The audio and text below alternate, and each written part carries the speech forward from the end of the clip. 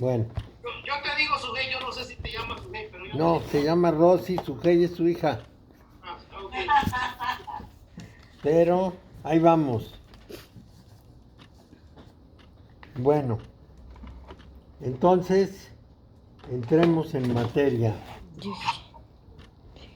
Eh, bueno, entonces el nivel de alma más conectado con la fuente de la lucidez se llama Yehidá, que significa unidad. Es el punto central del alma y como tal desaparece en lo infinito de la creación. Los judíos dicen que es como un punto rojo en el corazón y algunos dirán que este es el aspecto del alma que está ligado directamente a la esencia de lo divino. No está con nosotros, pero nunca estamos aparte de esto, no estamos lejos de. Este es donde ya no hay dualidad, o sea, es como del regreso a Keter, donde ya la dualidad queda eliminada. Es bastante más sutil para la conciencia humana de lo que la conciencia humana en general puede soportar. Es nuestro vínculo final con la divinidad, la parte de nosotros que nunca puede separarse de la divinidad, que siempre está asociada. Cuando falla cualquier otra cosa, esa capacidad de percibir nuestro Yehidá, con eso tenemos suficiente para pasar por tiempos muy difíciles. Disculpa Mario, estos cuatro mundos no están regidos por planetas ni nada de No eso. son mundos, son aspectos del alma. No están regidos por No, ejemplo, no. Es, Keter y todo eso. el ser humano tiene un alma y esa alma tiene 5 caras, 5 aspectos, 5 niveles, 5 componentes, pero no tienen nada que ver con regencias. Es el alma humana. Entonces, el nivel del alma más conectado con la fuente de la lucidez es Yehidá. Es como si estuviera tejido junto con la divinidad. Y eso es lo importante. No está con nosotros, pero nunca nos podemos separar de ello. O sea, no lo tenemos a mano mientras estamos vivos, pero se mantiene un vínculo. En este nivel ya no hay dualidad, o sea, ya no hay manifestación, de manera que la persona viva no puede estar en ese nivel. Es demasiado sutil para la conciencia humana. Se pasa de sutil. Es nuestro vínculo final con la divinidad. Entonces, no nos podemos separar de ese vínculo, porque si no nos iríamos. Y cuando todo lo demás falla, el tener una conciencia de nuestra dotación de Yehidá puede ser suficiente para llevarnos a lo largo y a través de épocas más difíciles, porque es el aspecto de cada persona conectado eternamente con la perfección. Esa es su condición. Bueno, entonces, ¿cuál es esa perspectiva cabalística del alma? Bueno, está precisamente en que los centros superiores, que son Neshama, Chayá y Yehidá, siempre mantienen su pureza.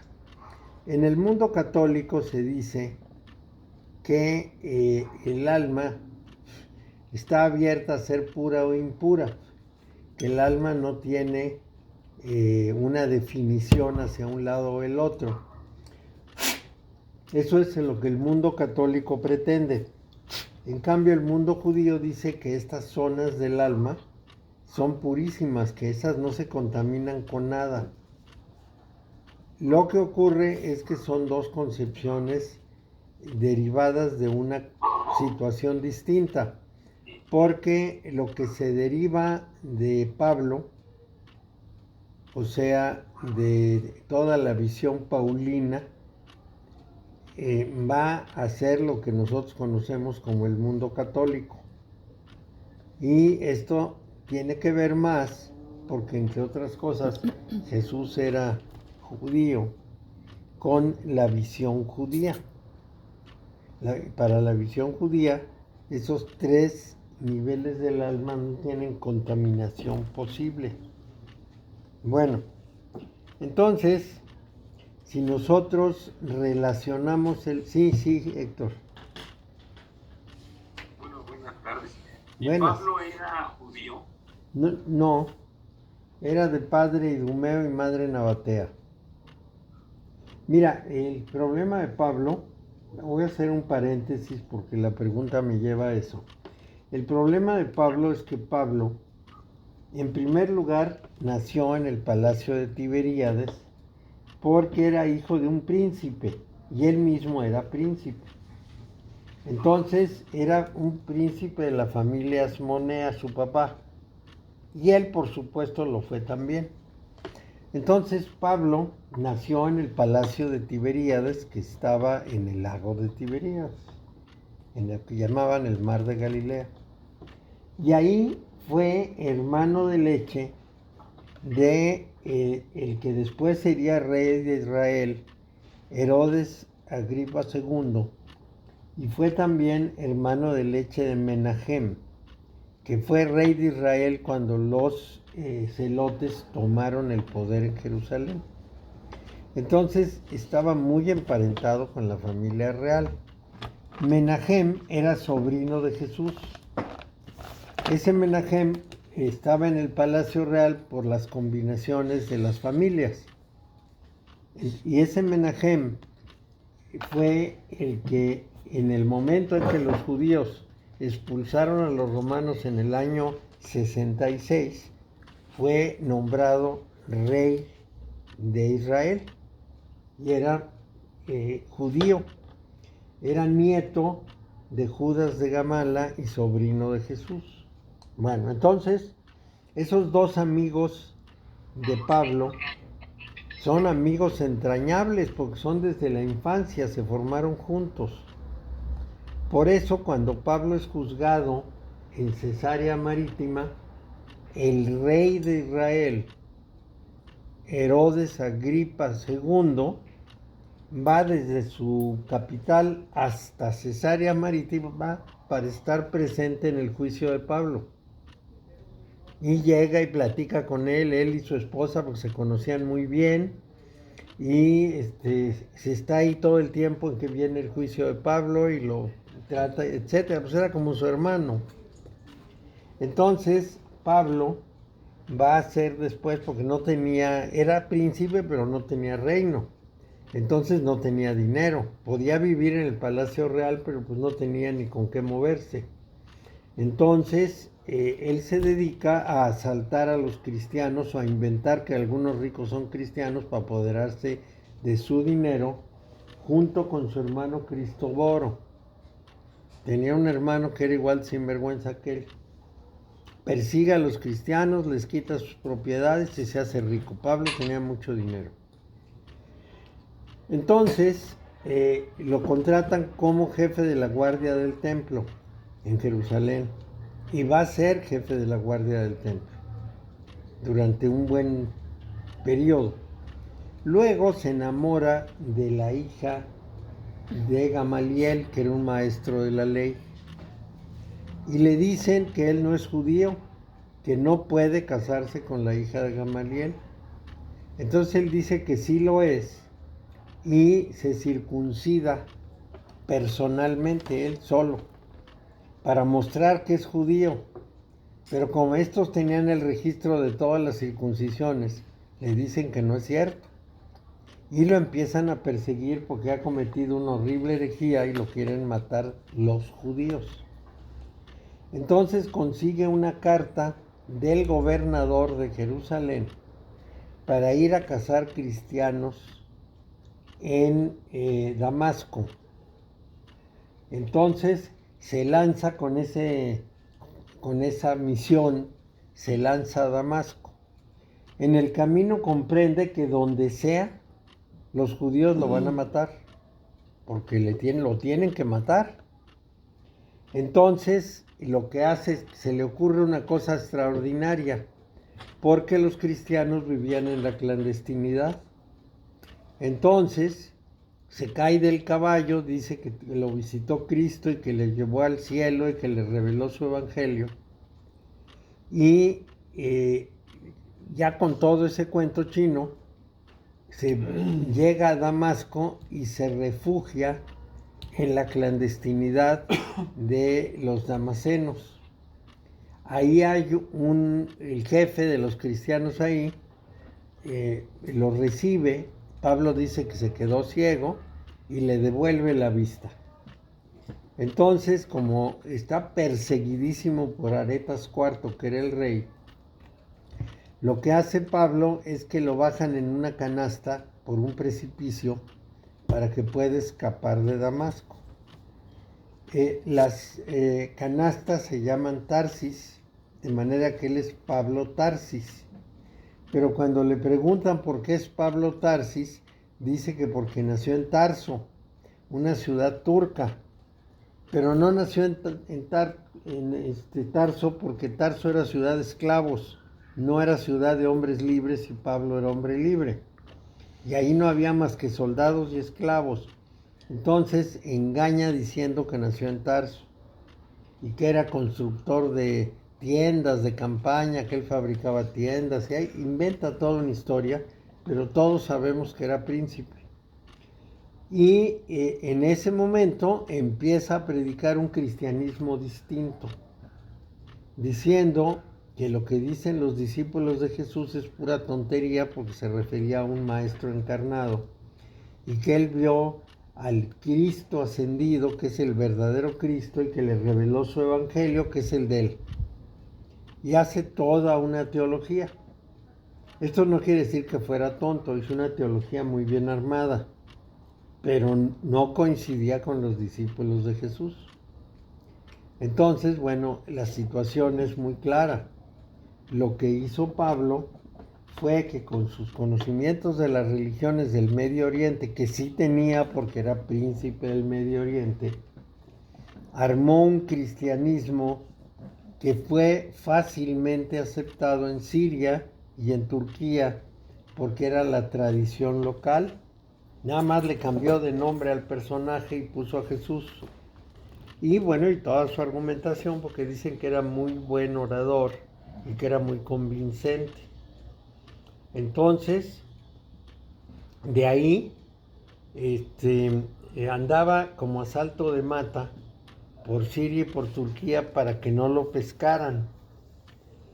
Y cada vez que en alguna sinagoga judía predicaba el cristianismo y los judíos de la sinagoga se enojaban y lo querían apedrear, corría su compañero con el salvoconducto que tenía de Roma y lo salvaba de la pedriza porque Pablo era ciudadano romano.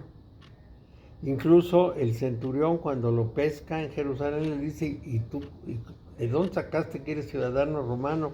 A mí me costó años de estar en el ejército y un dineral que me hiciera ciudadano romano.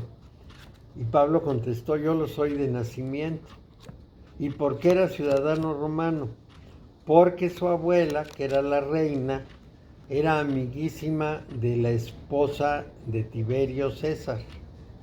Entonces, la esposa de Tiberio César le concedió la ciudadanía romana para toda su parentela, incluido Pablo. Y ella, a cambio, le regaló un gran palmar que había en la zona de Gaza a la emperatriz. Entonces, como pueden comprobar con eso, siendo Pablo ciudadano romano, tenía que defenderlo la tropa romana donde estuviera. Así es que cuando un grupo de judíos quería apedrearlo, no solo en Jerusalén, sino en los recorridos de Pablo, lo salva su ciudadanía romana. Cuando de pronto regresa a Jerusalén porque lo convocan los apóstoles y le dicen, a ver Pablo, ven aquí a ponernos de acuerdo porque tú estás haciendo cosas que no van. Va a Jerusalén, les da una aportación económica y le dicen que vaya al templo a ofrecer sacrificio. Él, creyendo que puede disimular, va al templo, los reconocen y lo quieren apedrear, pero otra vez lo salva la guardia romana.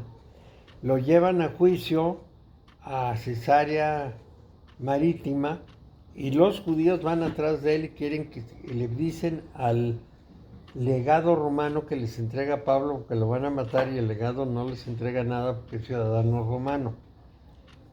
Ahí lo juzgan 2 años después, que es cuando lo visita Herodes Agripa, y el legado romano dice, yo no te encuentro culpa, te puedes ir, y Pablo dice, no, pues si me voy me matan. Entonces apela al emperador y dice, no, yo apelo al juicio del emperador. Y entonces lo mandan a Roma y queda protegido. En Roma llega maravillosamente bien. Es un prisionero, se supone.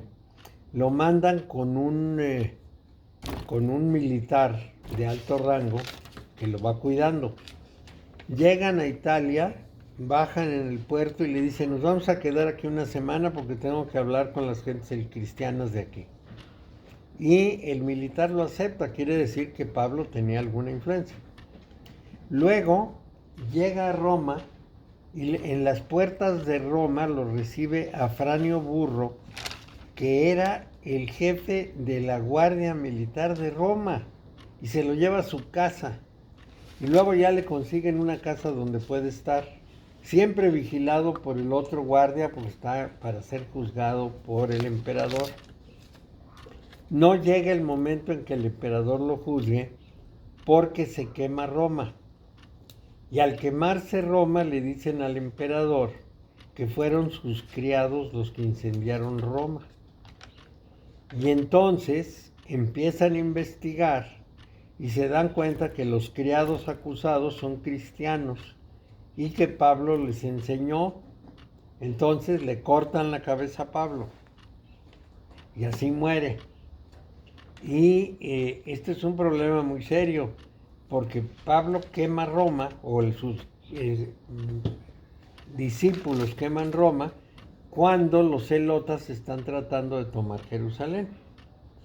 Y claro, si los celotas estaban bajo Menahem, que era su hermano de leche, y él estaba en Roma, pues se ponen de acuerdo, uno quema Roma y otro toma Jerusalén.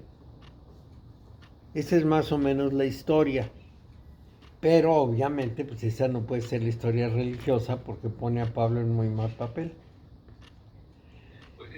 Perdone, paréntesis, pero es una amplitud enorme yo nunca imaginaba la historia de Pablo tan abigarrada por tantas cosas. Sí, es una historia muy complicada. Hay mucho más, porque a donde va a predicar tiene acusaciones que seduce a las mujeres, lo meten a la cárcel, lo sueltan por ser ciudadano romano, aparece Santa Tecla que se enamora de él y lo sigue, una cantidad de historias que no se puede imaginar. La vida de Pablo es muy folclórica, muy aventurada. Ni modo, pues así fue Pablo. Sí, pero sí es interesante porque nos sitúa muy bien en la diferencia entre el cristianismo que se llama oriental, que es el cristianismo de los pueblos de Egipto, norte de África, Palestina, alguna parte de Siria, etcétera. Todos los cristianos de por ahí y algunos judíos ven el cristianismo romano como muy ajeno. Y esa enseñanza oriental es la que se filtra a la Iglesia Ortodoxa rusa. De manera que desde la ortodoxia rusa el papel de Jesús se ve completamente distinto y el papel de Pablo también de lo que nos presenta la Iglesia Católica. Y el catolicismo romano, porque Pablo predicó en Roma, es completamente paulino.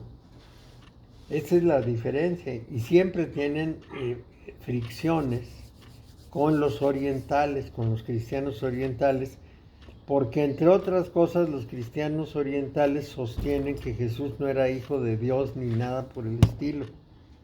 Ellos dicen que ese fue un invento de la Iglesia Europea junto con Constantino, que esto no es cierto, y ellos consideran a Jesús, bueno, lo que ustedes quieran, un personaje de una elevación enorme, pero no hijo de Dios. Entonces esa es la principal discrepancia entre Roma y los cristianos de Oriente. Por otra parte, con los ortodoxos también tiene discrepancias importantes, y una de ellas es el culto de María. El culto de María empieza en el siglo V. Antes no, porque los discípulos directos de Jesús no querían a María porque ella no quería que él predicara.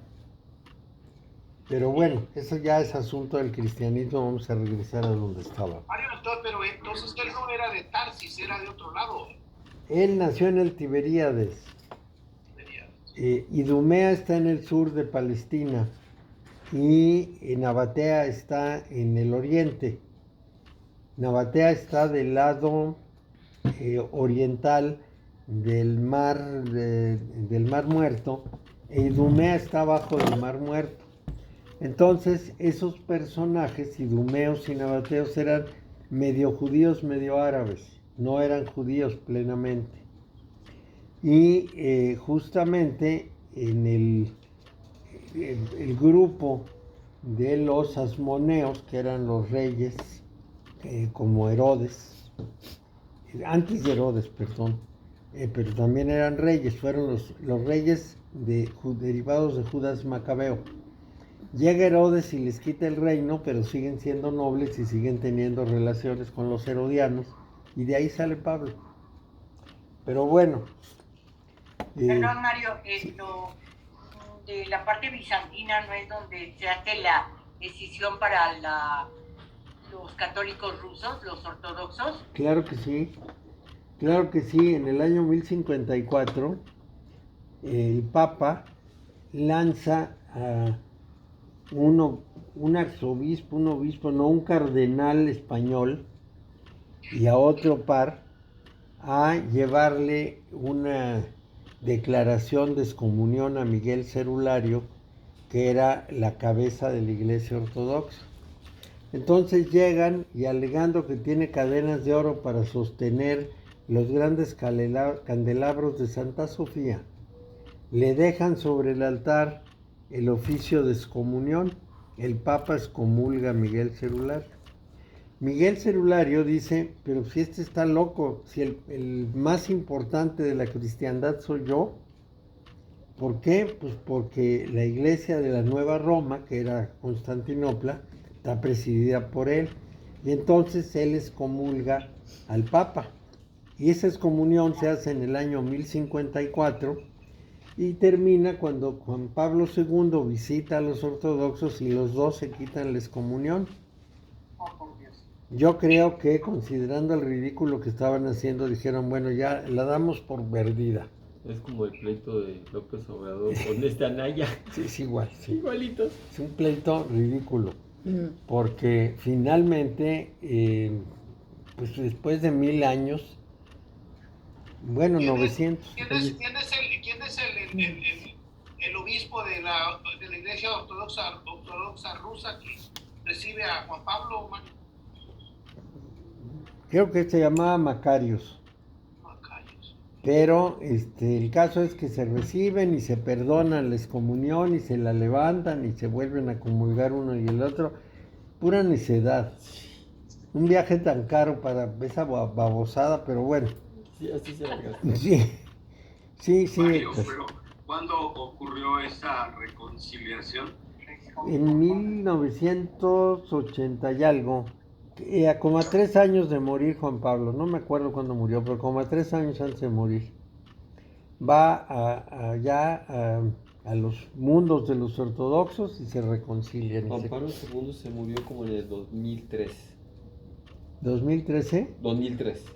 Sí, sí, por el 80 y tantos creo que fue, no, ya, no, ni me acuerdo siquiera Pero bueno. cuándo fue el viaje, Ya. pero sí, viajó para allá.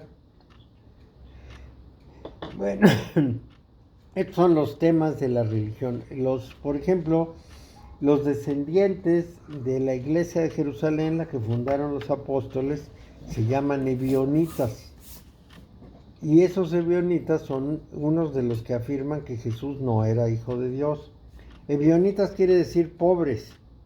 Y en tiempos de Jesús, su rama del judaísmo se llamaba el partido de los pobres. Cuando Jesús dice que de los pobres es el reino de los cielos, se refiere a sus pobres, no a los pobres de riqueza, sino a los de él. Pero bueno, ya ni le demos vueltas al asunto. Mario, pero lo del camino es otro grupo. No, es el mismo. ¿O el mismo? Es el mismo. Pero vamos a decir que su movimiento se llama El Camino, pero dentro del grupo de judíos había saduceos, fariseos, esenios y el partido de los pobres. Partido le llamaban a todo, partido saduceo, partido esenio, partido fariseo y partido de los pobres. Y bueno, pues así eran. Y justamente cuando bautizaban, ¿cómo? No entran los celotas ahí en ese grupo, ¿no? Sí, y los celotas están muy ligados a Jesús. Muy, muy ligados, pero son súper judíos, muy celosos. Los celotas fueron creados por Judas de Gamala. Judas de Gamala fue un rebelde. Bueno, la secuencia es muy simple. En el año 60 y algo, antes de nuestra era, el supuesto heredero del trono de Israel, descendiente de David, era Ezequías. A Ezequías lo mata Herodes el Grande. Maneja un ejército de Roma, que Roma le da armas y demás, y persigue a Ezequías y lo mata. Para los judíos eso fue un golpe terrible porque era heredero del trono. Entonces toma la estafeta su hijo Judas de Gamala.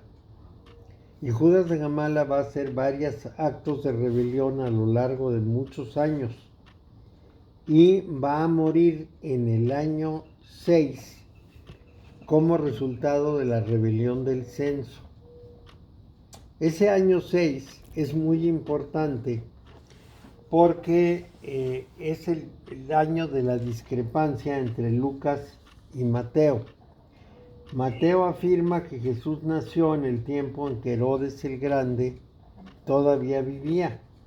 Herodes el Grande murió en el año 4 antes de nuestra era. De manera que si nació Jesús en tiempos de Herodes, y de ahí sale lo de los niños que matan y demás, entonces Jesús no nació en nuestra era, nació antes de nuestra era. Es más, entre el año 4 y el año 6, según Mateo. Según Lucas, Jesús nació en el año 6 cuando se hizo el censo, que es cuando se dio la rebelión del censo. La diferencia es de 12 años. Si Jesús nació en el año 6, para el año 30 tenía 24, que es cuando empezaría a predicar. Pero Policarpo, padre apostólico, o sea, discípulo directo de los apóstoles, afirma que cuando Cristo murió tenía alrededor de 50 años. Todavía no los cumplía, pero estaba por cumplirlos. Eso quiere decir que nos lo manda mucho más atrás. Y eso complica mucho la escena. La razón es sencilla. El rey de Israel sin trono era Judas de Gamala. Y cuando nace Jesús, dicen que nació el heredero del reino. Y entonces, ¿quién era su papá? Sí, es tan evidente, pero bueno, eso que en general se calla. Oye, para terminar, Judas de Gameo. Bien, ahí voy. Ezequías era el heredero del trono. Lo matan y entonces su hijo Judas de Gamala queda como el rey legítimo, sin trono, pero rey legítimo. En ese tiempo nace Jesús y dicen que va a ser el rey. ¿Cómo va a ser el rey de un carpintero? Hijo de un carpintero, tiene que ser el hijo del rey. Pues es que... Para terminar de rematar, siempre se le dijo rey de los judíos, siempre. Siempre, pues claro. Es más, por eso lo colgaron, como por rey de los judíos. Y además, rey terrenal, porque es hasta que está con Poncio Pilato que dice, ahora comprendo que mi reino no es de este mundo. Entonces, bueno, es el gato escondido y la cola de fuera. Nos quieren dar una versión y nos dan información para otra, pues así no se puede. Pero en fin, esta es la historia. Regresamos a donde estábamos. Te desviaste bastante, pero está bien, Mario. Sí. No, pues es importante. A mí me gusta que cuando hay una duda importante se ventile y ya quedemos de acuerdo con dónde está el problema. Bueno, entonces la perspectiva cabalística de estas tres almas, que son Neshama, Chayá y Yehidá, es que se mantienen puras.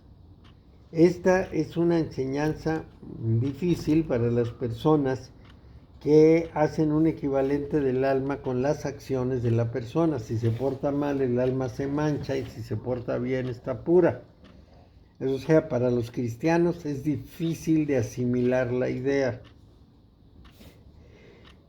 ¿Cómo puede ser, dirían, que alguien mate, rapte y comita otros delitos horribles y tenga un alma pura? Sí. Mario, esto no es igual al karma, ¿verdad? Esto que estás mencionando. No, no es igual.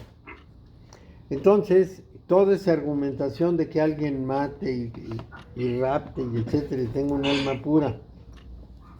Por otro lado, podríamos preguntarnos cómo es que en el nivel del alma que está en estrecha unión con Dios puede haber algo impuro. Entonces, los argumentos son de pie de banco, en función de creencias. Este es el problema. Vamos a decir que a alguien se le ocurrió decir que el alma se contaminaba, porque la doctrina vieja es la judía, la que dice que esta parte no se contamina. Entonces, lo que se contamina es la personalidad, pero pues a alguien se le ocurrió cambiar esto y quizá para manejar el pecado como un instrumento muy importante, se inventó la idea de que el alma se mancha. Esto lo tenemos que considerar a la luz de cómo se construyó la iglesia, porque al principio pues era el partido de los pobres. A ese partido no entraba nadie que fuera rico o que estuviera agarrado de su riqueza. Pero con el tiempo, pues la clase media se empezó a meter con los cristianos y luego ya también la clase alta. Y entonces los curas trazaron un argumento muy preciso. Ustedes son pobres porque son pecadores. Entonces, aunque sean pobres, son pecadores y por eso están amolados. En cambio, los ricos, Dios les ha reconocido su pureza y por eso los hizo ricos. Y por eso pueden entrar a la iglesia. Entonces, la iglesia de los pobres se convierte en la iglesia de los ricos. Pues sí. Esto en el siglo II. A mediados del siglo II, un personaje muy importante, dos personajes, uno es Montano y el otro ya no me acuerdo cómo se llama, pero los dos personajes dicen que la iglesia debe regresar a la pobreza original, los persiguen y los matan. ¿Por qué? Pues porque les quería quitar los privilegios. Exactamente lo mismo que los cardenales contra Francisco. Los cardenales, Francisco plantea un cambio y los cardenales dicen, no, hombre, ¿cómo vas a cambiar las cosas? Nos quitas los privilegios y así estamos. O sea, 2000 años después seguimos igual. Bueno, entonces, aquí uno de las mejores historias conocidas acerca de Shem Tov, Baal Shem Tov fue un gran maestro del judaísmo, se basa en el tema de la pureza del alma. Shem Tov enseñaba con relatos. Entonces, esta es una historia de un cuentacuentos que olvidó los cuentos. Entonces, precisamente empieza en el día de la muerte de Shem Tov, cuando llamó a los estudiantes a su recámara, al lado de su cama, y a cada quien le dio una tarea. Unos fueron mandados con otros maestros, a otros se les dio el papel de líderes, y algunos fueron mandados a su casa. Pero uno de los más queridos estudiantes se le dio una comisión muy especial al Rebbe Jacob Yosef. Le dijo el maestro que viviera como un vagabundo y hiciera su vida de contar cuentos, de ser cuentacuentos. Y aunque el Rebbe Jacob era un estudiante muy devoto de Shem Tov, quedó muy perturbado cuando le hablaron de cuál sería su futuro, porque a él le parecía espantoso tener que hacer eso, y le preguntó al maestro que estaba muriendo, Rebbe, he hecho todo lo posible con todas mis fuerzas para lograr la humildad y la aceptación, pero debo decirle que estoy aterrorizado de pasar mi vida como vagabundo sin tener nunca una casa. Y el Rebbe se quedó viendo, así como analizó al estudiante, le dijo, Jacob, mi amado Jacob, eso es lo que tienes que hacer para curarte a ti mismo y para curar al mundo. Porque yo no voy a quedar vivo por el resto de tu vida. Y tengo la confianza que tendrás un hogar y una familia, porque ese es tu destino. Jacob quedó como aliviado de esto, pero aún así estaba como inquieto. Y le dijo, Rebbe, haré lo que tú me dices, sin embargo, como tengo mucha resistencia, temo que quizá no voy a lograr cumplir mi tarea en su plenitud. ¿Cómo sabré cuando haya terminado mi tarea?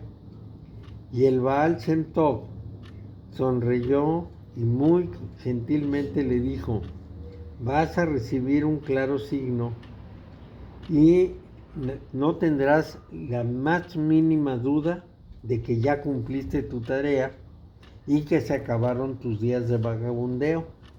¿Y qué es lo que pasó?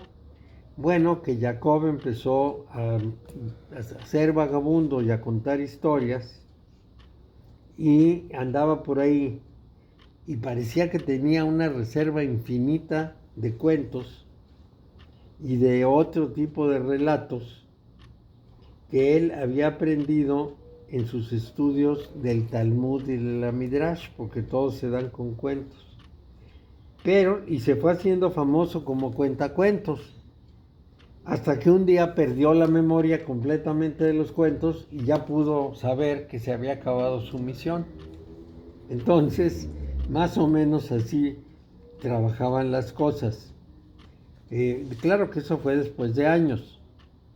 Bueno, entonces pensemos pues en esta condición del judaísmo, en la cual los 5 niveles de alma están en todos los seres humanos, pero los 2 superiores solo los puede tener cuando ya llegó a la muerte. es cuando el que acaba de morir tiene acceso a esos órdenes superiores. El primer problema de nosotros, de todos nosotros los occidentales y los hombres contemporáneos, es que creemos en la muerte. O sea, vemos al ser humano de una manera que pudiéramos llamar no apropiada. ¿Por qué no apropiada? Porque nosotros nos fijamos mucho en el cuerpo. Alguna vez ya les había yo contado, ya lo habíamos visto, que el problema es que nosotros identificamos a la persona con el cuerpo. Y entonces hacemos todo un boato alrededor del cuerpo. El cuerpo es muy importante, las necesidades del cuerpo son dominantes y al morir lo más importante de todo es el cadáver. Es al que le hacemos fiestas. Es decir, está tendida la persona, el cadáver, lo que fue la persona. Y ahí tendido le empiezan a hacer miles de cosas, lo bañan, lo maquillan y le compran una caja, lo meten en la caja, lo velan, le hacen oraciones, a veces lo llevan de cuerpo presente a una iglesia para que ahí le echen el rollo, luego lo llevan a enterrar, después visitan la tumba, le ponen flores, etc. Y todo esto es alrededor del cadáver. Pero el cadáver es materia muerta. El cadáver ya no está vivo, ya no es persona. Y la personalidad, o sea, lo que uno aprendió de cómo comportarse en sociedad, cómo vivir, etc., eso que estaba localizado en el cerebro, pues, se murió junto con el cuerpo. Lo que queda es la otra parte de la persona, la conciencia, le pudiéramos decir, o el alma, como prefieran. Y a esa parte no le dedica nada.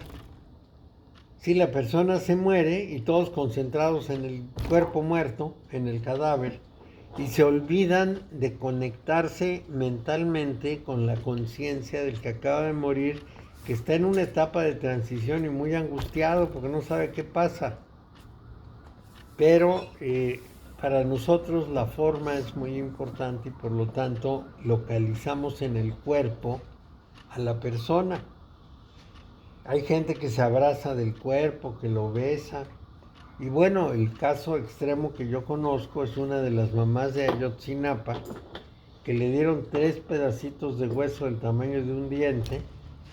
Con eso quedó contentísima porque recuperaba algo de su hijo. Lo llevó a su casa, velaron los 3 huesitos y los enterraron. Y bueno, es el cadáver, no es la persona. ¿Por qué la adoración por el cadáver? Bueno, pues es un hecho social, es lo que nos enseñaron y entonces nos adherimos al hecho social. Eso Mario, tiene... perdón, ¿por sí. qué ancestralmente aparecen las necrópolis? Mira, en Egipto, vamos a tomar la tradición de Egipto y luego hablo de la tibetana. En Egipto, el cadáver era vaciado por dentro menos el corazón, porque ellos pensaban, quizá con bases, que la persona podía volver a nacer. De manera que mientras tuviera el corazón, su ankh, que era su parte espiritual, permanecía pegado a él. Entonces tenían la esperanza de recuperar a la persona. O sea, en un momento adecuado, habría las posibilidades de volverle a dar vida. Y el llamado libro de los muertos, que así le pusieron los arqueólogos, en realidad se llamaba el libro del viaje hacia la luz. Entonces, el cadáver lo conservaban para que volviera a nacer. Y no estaban tan equivocados. Resulta que hay un grupo de investigadores que han tratado de utilizar los genes de un hombre de Neandertal en el vientre de una mujer humana para tratar de recuperar a un hombre de Nerdental. Y también hay los que piensan que con el ADN de una momia bien trabajado y bien puesto en un vientre femenino, obviamente, pueden hacer otra vez el faraón fulano. Vamos a decir, de la tumba de Ejnatón, que lo tenemos completito, toman un pedacito, le retiran el ADN y hacen las manipulaciones necesarias con una mujer para poder sembrarle ese ADN, y se presume que el resultado sería que Ejnatón volviera a nacer, o cuando menos un hijo de Ejnatón. Y el asunto son los permisos, porque creo que no les han dado permiso, pero el día que les den permiso vamos a tener a un segundo Ejnatón con nosotros. No me cabe la menor duda. Y entonces se confirmará lo que pensaban ellos. Si conservamos bien el cuerpo, puede renacer. El culto tibetano también es un viaje hacia la luz, pero ellos piensan que hay reencarnación, ellos ya no necesitan el cuerpo. Lo único que hacen es simplemente, mientras está en el periodo de transición, le van aconsejando cómo viajar a la luz. Y en general en el Medio Oriente se usan las torres del silencio, es decir, el cuerpo lo ponen en la torre del silencio, llegan los buitres y se comen toda la carne y ya nomás recogen los huesitos. Y mientras tanto guardan silencio. Lo mismo pasa en Japón. ¿Es el libro tibetano de los muertos? ¿El mismo de Egipto? Es parecido, porque es un poco distinto. En Egipto le decían cómo llegar a la luz, pero siempre con la esperanza de revivirlo. En el Tíbet esperan que reencarne, no que reviva. Y entonces le dan los consejos al oído, le van recitando el libro y le van diciendo cómo debe moverse para poder guiarse bien hacia la luz. Entonces por eso los egipcios aceptaban los sacerdotes y las esposas irse con el difuntito, a cabo sabía que todos iban a volver a renacer. Claro, todos los que se morían junto con el rey es que iban a otro reino, un reino eterno, en donde iban a estar con él. Y el rey los necesitaba, pues eran su corte. Entonces al rey lo enterraban en una gran tumba en donde estaba toda la corte, hombres, mujeres, soldados, caballos, carros, todo lo metían en la tumba. Y bueno, pues la convicción era que nacerías en otro reino. Tenemos varios casos de desentierro, o sí, de descubrimiento de entierros, en los cuales encontramos precisamente a toda la corte. Los acostaban así como uno pegado al otro, con las piernas dobladas hacia adelante para que se pegaran bien y cupieran en la tumba, y les daban un somnífero, de manera que se quedaban ahí atontados y luego ya les echaban tierra y se morían. Y sabemos que se arreglaban mucho para ir a una celebración de estas.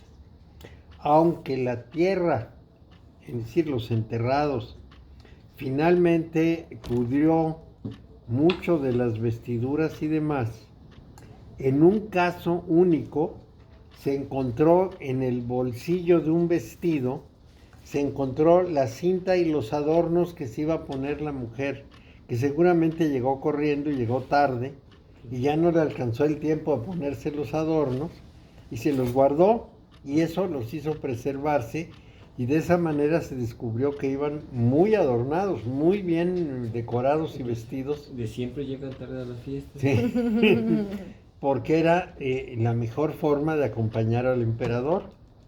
El emperador chino también metió no sé cuántos soldados dentro de su tumba, ¿verdad? Los chinos también hacían, bueno, los pueblos antiguos hacían eso. Y se iban junto con su gente. Y a veces nos mostraban a través de las tumbas costumbres o categorías.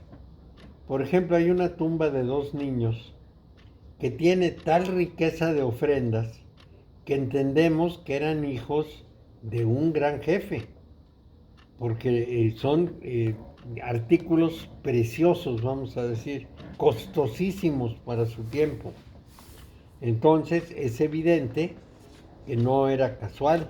También, por ejemplo, hay un entierro en el cual la tumba del personaje está rodeada de calaveras de osos, que seguramente no eran calaveras cuando las pusieron. Es decir, a una cantidad notable de osos, 20, 25, les cortaron la cabeza y pusieron los osos alrededor de la tumba, bueno, las cabezas, para que nadie se atreviera a acercarse.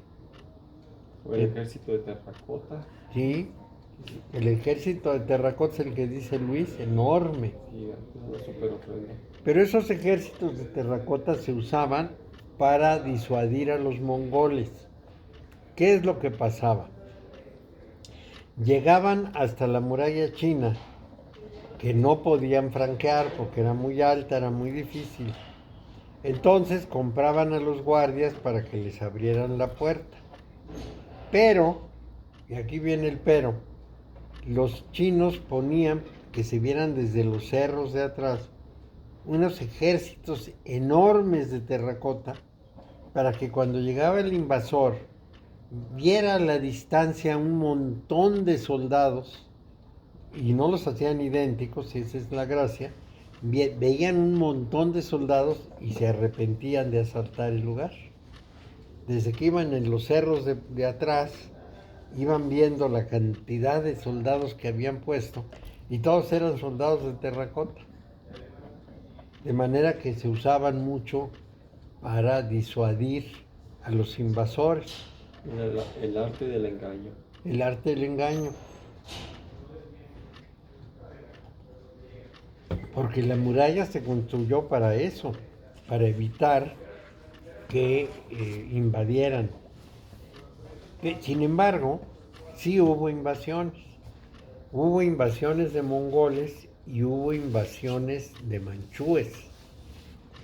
El último emperador chino, el que fue derrotado el que abdicó, que fue un niño, Puyi creo que se llamaba, en el 1911, era de la dinastía Ming, y Ming era manchú, y el lema, o uno de los lemas de los revolucionarios era acabar con los manchúes y volver a los Han, a la dinastía anterior, a los Qing.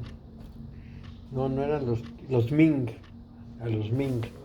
Entonces, estos manchúes estuvieron más o menos 200 años gobernando China, y el desastre lo causó la emperatriz viuda Cixi, Cixi, Cixi, que se opuso terminantemente a las reformas económicas, militares, políticas, sociales. Era extremadamente conservadora.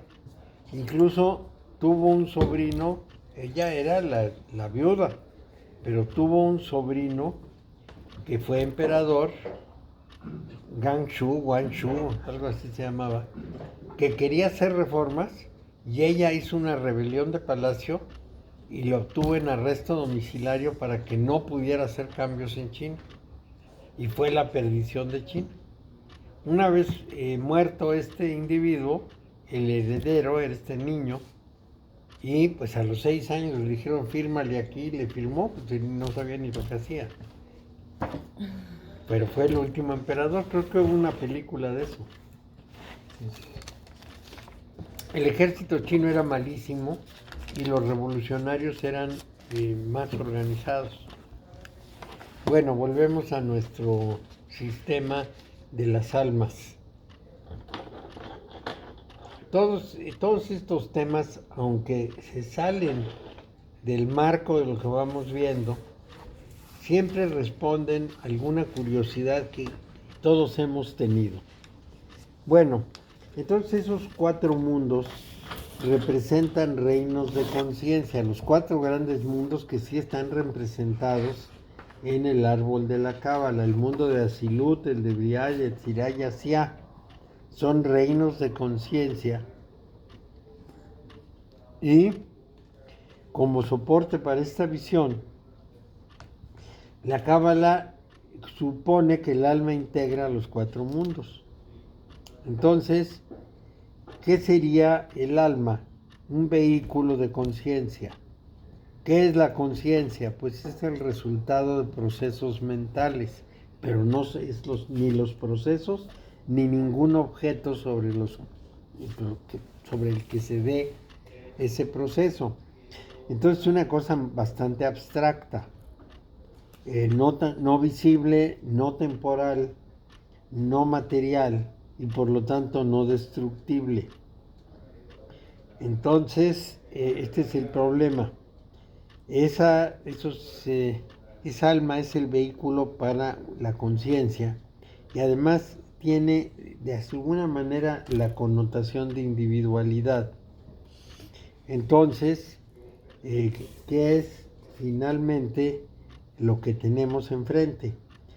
Un individuo integrado por un cuerpo, un aprendizaje del mundo, una adaptación al mundo y una conciencia propia, su alma, que él puede o no cultivar.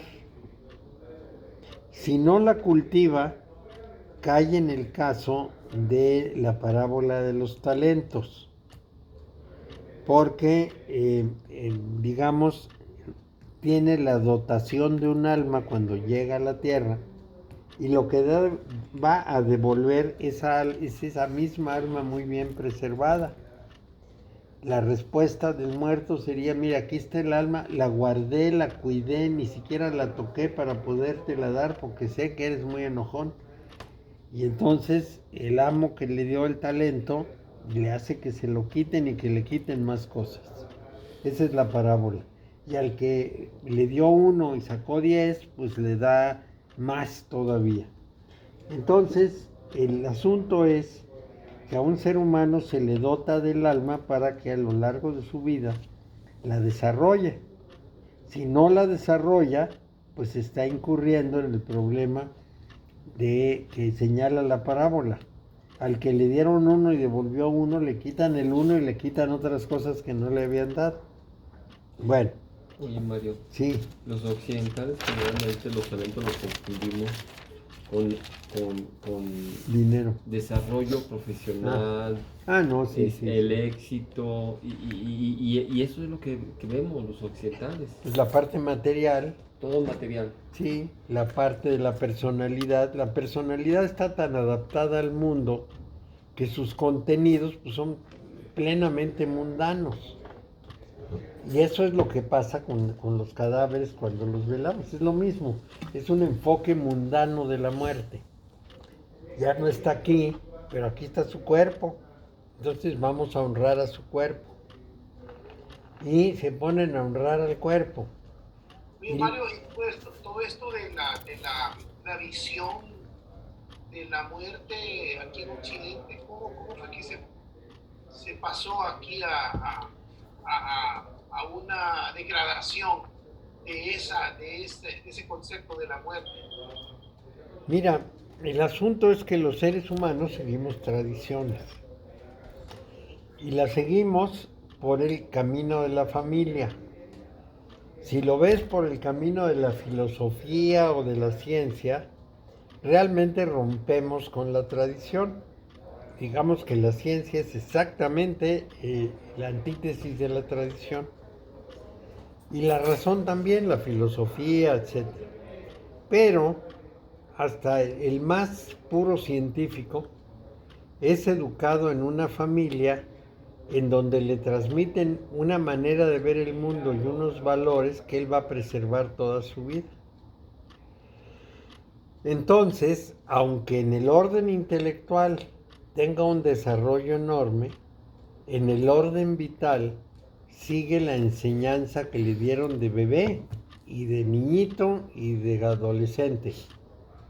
Y lo cree a pie juntillas. Piensa en la cantidad de personas desconfiadas que hay. Muchísimas. no le creen a nadie nada, son desconfiadísimas, pero se creen todo lo que les dice la religión, lo que sea. Que si María se elevó con todo y sus vestidos, se la llevó Cristo, lo creen. Que si a Pedro lo cocieron en aceite, pero se logró escapar de la cubeta de aceite y salió por una puerta que no existía, lo creen. ¿Y por qué lo creen? Pues porque lo aprendieron no con la razón, sino con una zona del cerebro que es inconsciente, que es inmanejable desde el punto de vista de conceptos, y entonces, bueno, pues contradice lo que realmente hace por el lado intelectual. Pero bueno, vamos a decir, el más destacado científico seguramente va a un entierro, a una velación, a un entierro con todo el sentimiento de que está haciendo lo propio. Porque bueno, yo los veo. Muere Soberón, por ejemplo, Guillermo Soberón, y entonces una pléyade de científicos va a dar el pésame, a hacer guardia en el ataúd. ¿A qué le hacen guardia? Por la foto. Pues sí. Por la materia, para... ¿Quién se va a robar el ataúd o de qué le hacen guardia? Entonces se paran ahí los grandes científicos a hacer guardia en el ataúd, porque es lo que aprendieron en la vida. En la ciencia son exigentísimos y bueno, a cada colega le ponen en duda cada rato. Pero en eso son crédulos hasta la pared de enfrente. A mí me parece rarísimo. Las misas de cuerpo presente pues, son lo mismo y van al cadáver. ¿Para qué quiere el cadáver en una misa? Pero esas cosas no se razonan, se aceptan. Son aprendizajes familiares. Y las tradiciones pueden durar 100,000 años o más y siguen produciéndose. Son tradiciones que uno encuentra en los pueblos antiquísimos. Y ahí están las tradiciones puestas. Por ejemplo, la tradición de dejarle al muerto, vamos a decir, el anillo de casado, la joya que le gustaba, las plumas de oro, estas la cosas. Ropa. ¿Sí? ¿El qué? La ropa. La ropa. Claro. Hay una carta de un leonés, que es una carta muy simpática, y que es un hecho real, porque él escribe, en esa carta que designó para que se enviara al momento de su muerte, escribe, ya me morí, así empieza, ya me morí. Les voy a pedir que celebren, que no se vayan a poner tristes, bailen, canten, hagan. Les pido que me pongan mi traje verde, es que me gusta tanto, con la corbata tal, porque así me voy a ver bien. Piensa en cómo lo van a vestir. Piensa en que aunque él esté muerto, los otros pues hagan fiesta. Sí. Entonces, estamos en una tradición centenaria y quizá milenaria, porque hay tradiciones. Por eso, perdón. Sí. Por eso te decía de las necrópolis y bueno, en México el Día de Muertos, ¿no? Sí. Que hay, y tienen que seguir siguiendo como el vínculo de comunicación, ¿no? Sí, con el muerto, pero a través de cosas materiales. Los orientales, por ejemplo, en Japón, para ser muy preciso y no desviar, en Japón guardan silencio. Es decir, para honrar al muerto, están en silencio y están pensando en él. Están tratando de unirse a través de la conciencia, no a través del cuerpo. Es una diferencia muy importante, pero también es una tradición. En realidad, ¿qué es lo que deberíamos hacer con un cadáver? Llevarlo a un lugar donde procesaran los cadáveres. Ya no es la persona. Pero no lo hacemos porque nos parece una terrible falta de respeto. Dado que el cuerpo lo respetamos mucho. Ese es el problema. Bueno, entonces vamos a tener pues que esas 5 modalidades del alma tienen lo suyo. tiene lo suyo, quiero decir, hay mucho que rascarles. Por ejemplo, se supone que Neshama es el aliento de Dios. ¿Qué quiere decir eso? Es nuestra, en vida, es nuestra liga indestructible con la divinidad. Entonces, ese aliento de vida lo llevamos con nosotros y se supone que es un regalo divino. Y aquí, pues, el tema central está alrededor de cómo vemos esas distintas modalidades del alma. Pero si las repasamos un poquitín, nos damos cuenta, cuando menos con las primeras tres, de lo siguiente. La primera es un alma completamente terrenal. Esa es la del cadáver, Nefesh. Esa es la que cuida el cadáver. Ruach es el que espera que la persona siga viva. Es decir, es la que hace que la persona esté orgánicamente funcionando. Luego tenemos a Neshama, que va ligada a la espiritualidad. Esa ya no es tan importante. La mayor parte de las personas del mundo se quedan en Ruach. Sí, tienen su Nefesh y su Ruach, y Neshama está guardada en el closet. Esa ni la tocan. Entonces, bueno, pues eso significa que la mayor parte de las personas se quedan cortas. La tercera es la cual. La tercera es Neshama. Neshama. Y la Sí. primera Nefesh. La primera Nefesh, la segunda Ruach. Bueno, entonces, Es que lo que sea al revés. ¿qué es lo que dice el judaísmo?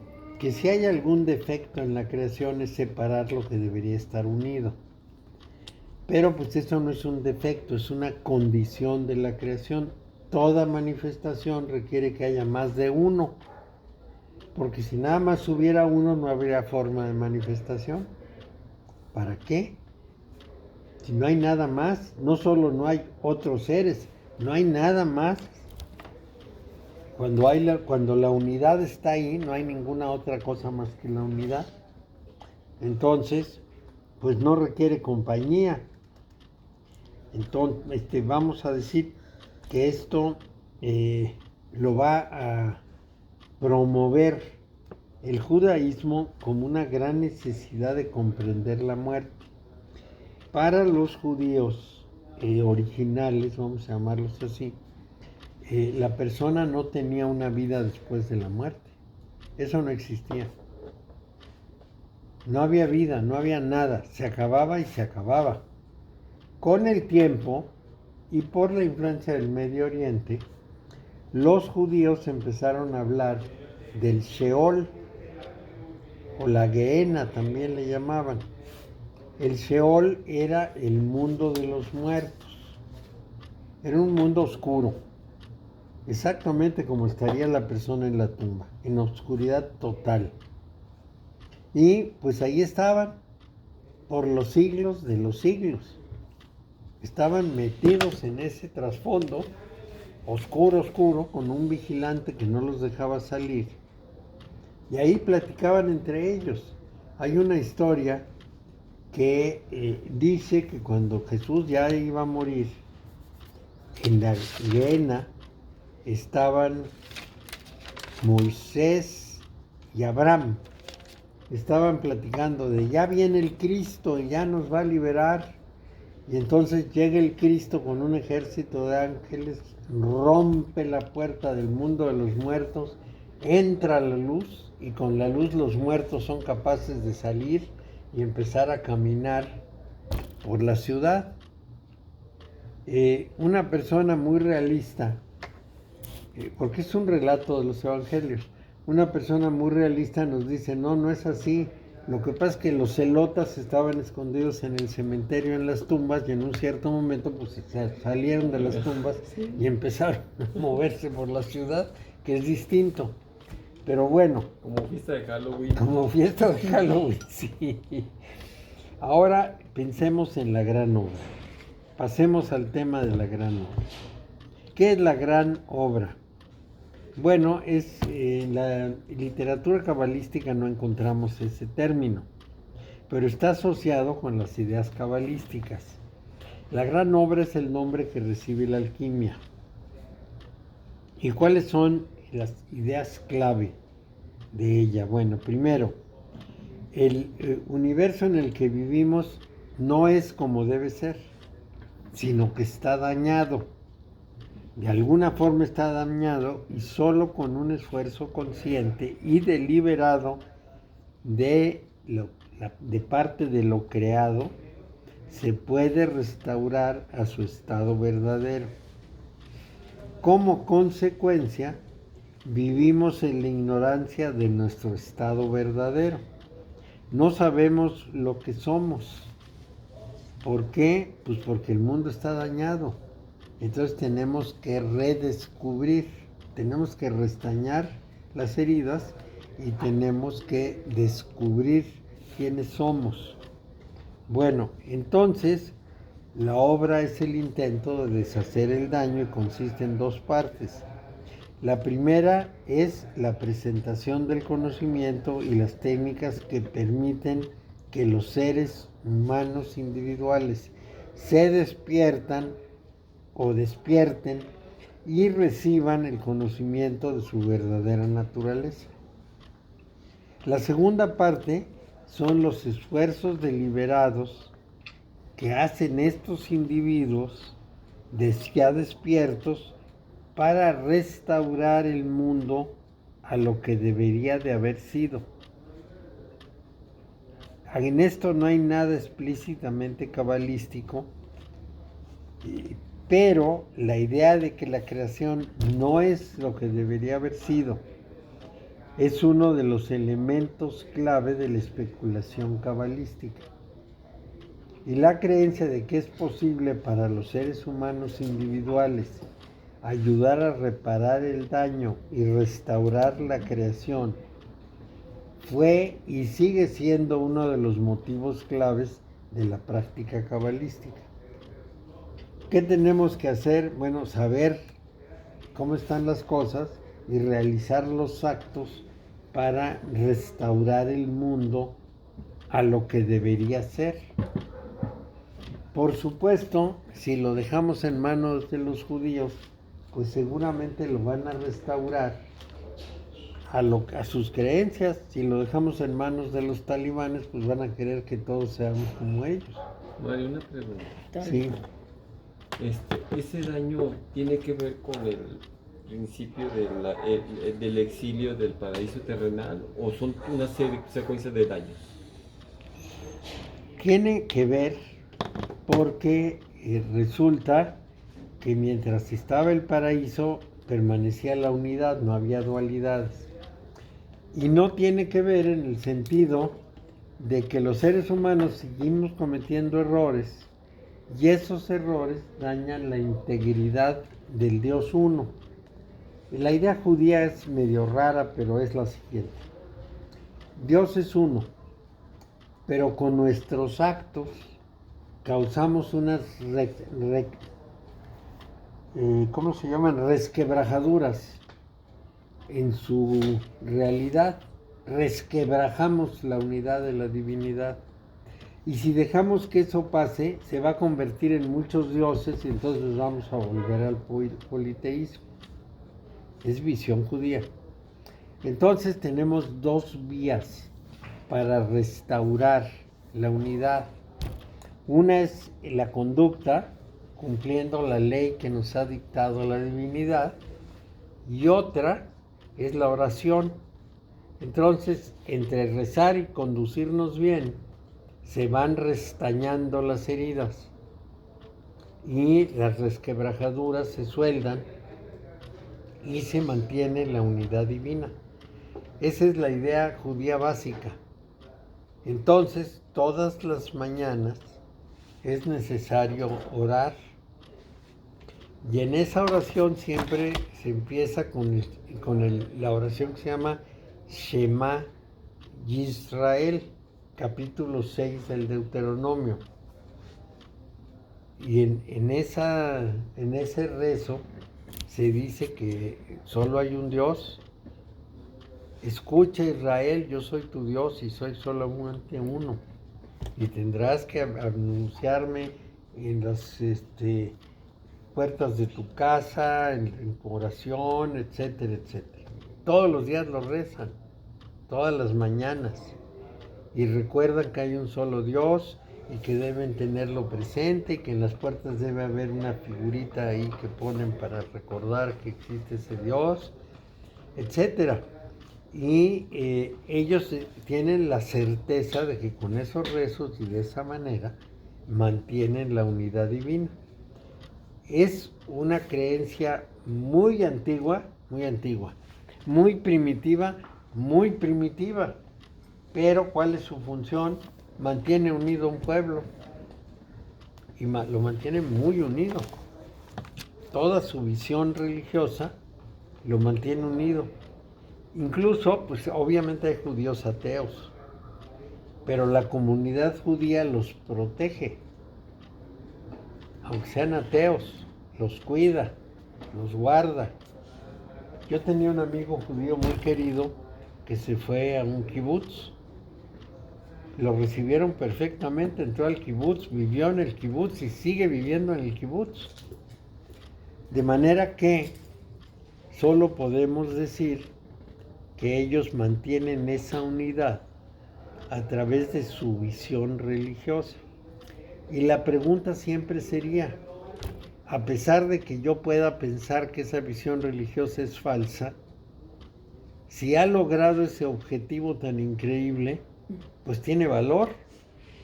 Por falsa que sea, tiene valor.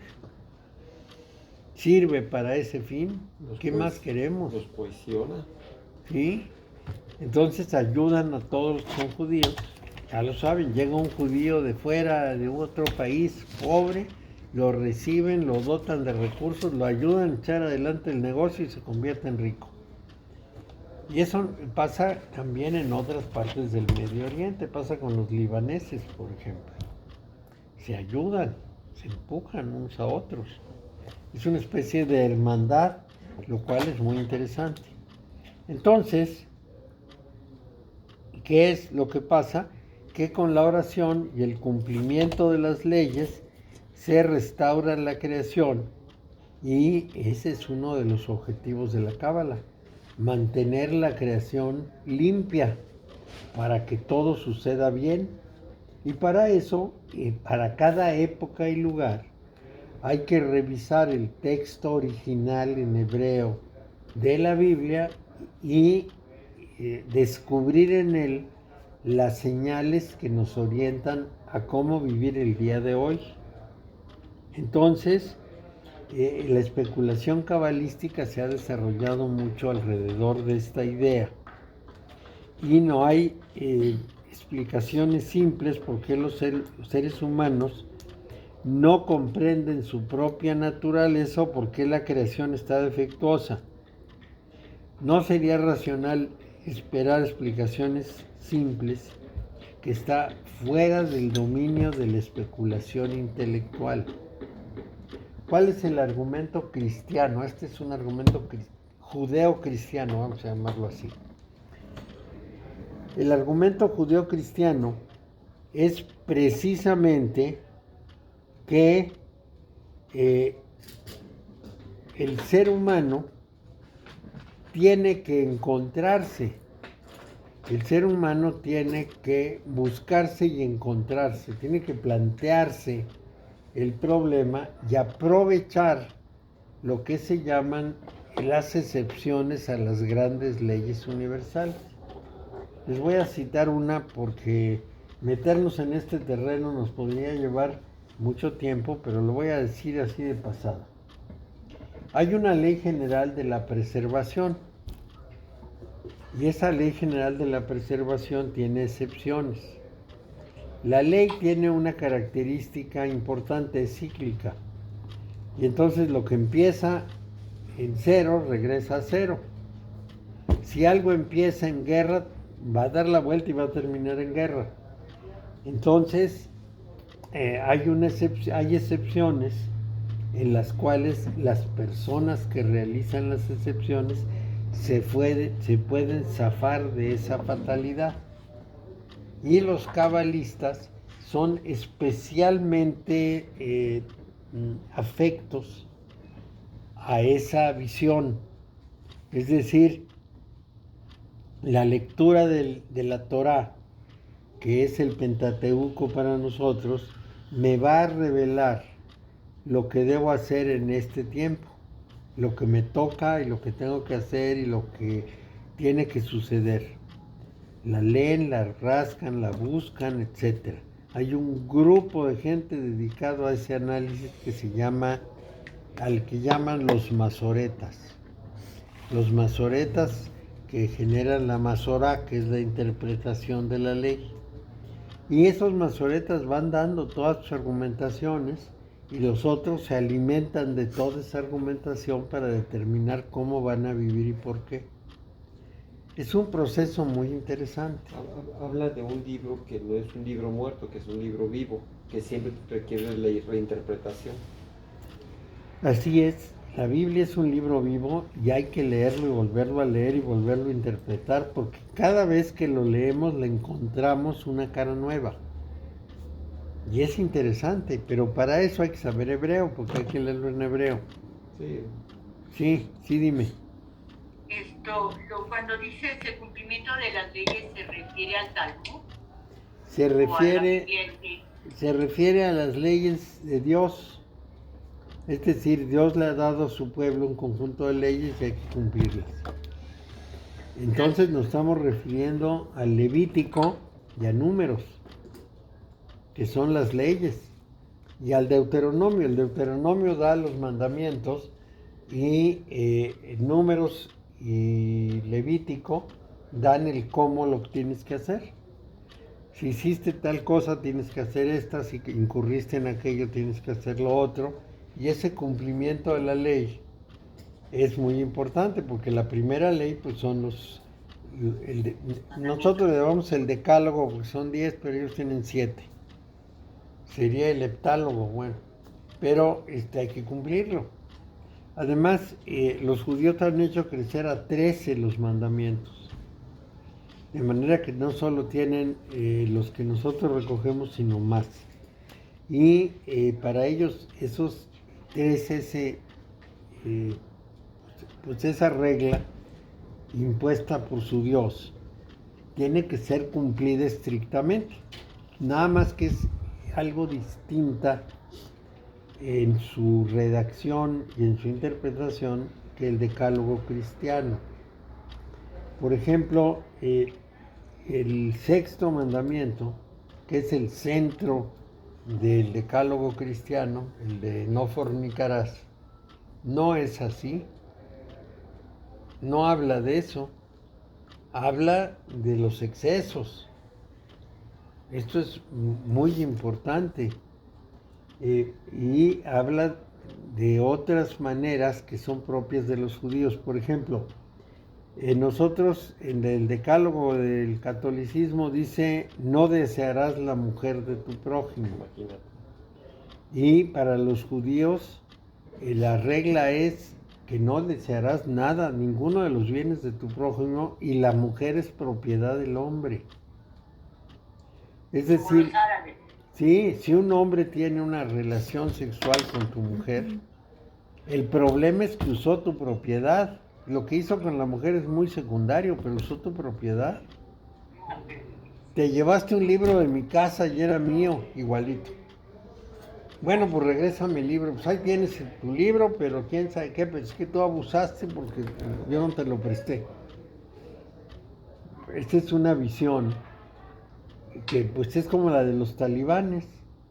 Por ahí van, ¿no? Inamovibles. La mujer es la propiedad de la familia, no del hombre, de la familia. Hoy no dice, no desearás el marido de tu prójima tampoco. Sí, no, tampoco. Por eso está estático, pues, las mujeres que no decían mujeres de su prójimo, pues qué, al menos que sean lesbianas. Pues sí. Ahí se rompe la Se rompe. estructura. Claro. El planteamiento. Claro.